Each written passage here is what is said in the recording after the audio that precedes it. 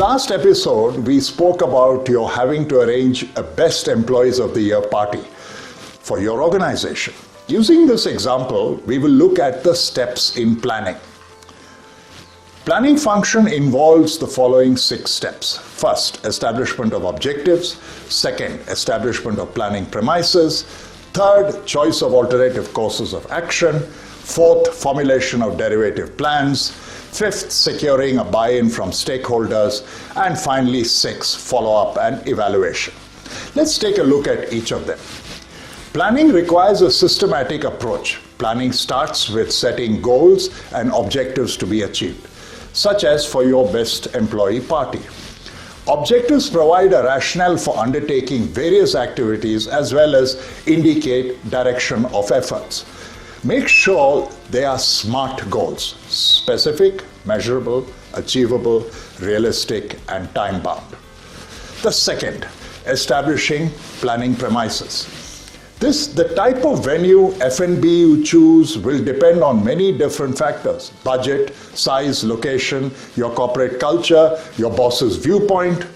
You have to make certain premises about this in order to plan, hence this second step.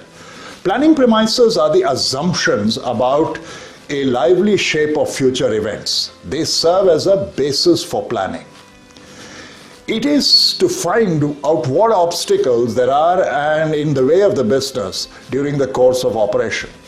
Establishment of planning premises is concerned to take such steps that would avoid these obstacles to a great extent.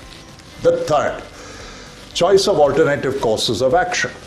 You have many choices and alternatives on the type of venue, F&B, music, games, entertainment, etc. When forecasts are available and premises are established, a number of alternative courses of action should be considered.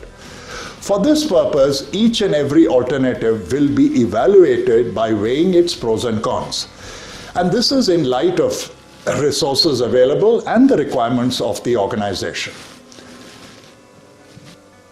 The merits and demerits, as well as the consequences of each alternative, must be examined before a choice is made.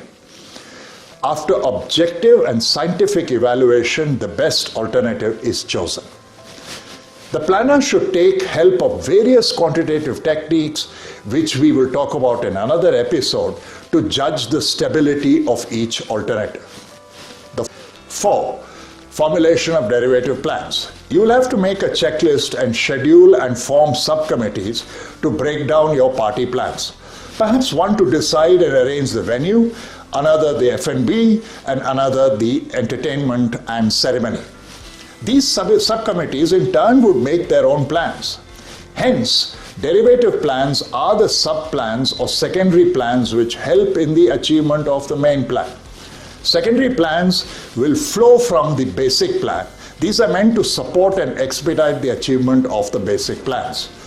Derivative plans indicate time schedules, sequence of accomplishing various tasks. The fifth, securing a buy-in from stakeholders. To ensure the success of the party, you will have to get an approval from your boss and other senior executives, the finance department for the budget, and many of your colleagues. After the plans have been determined, it is necessary, or rather advisable, to take peers, subordinates who have to implement these plans into confidence. The purpose behind taking them into confidence are subordinates and other parties may feel motivated since they are involved in the decision-making process. The organization may also be able to get valuable suggestions and improvements in the formulation as well as the implementation of plans.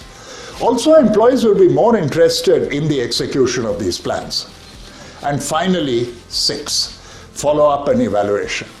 After the party is over and having chosen a particular set of courses of action and overseen its implementation, it becomes important to appraise its effectiveness.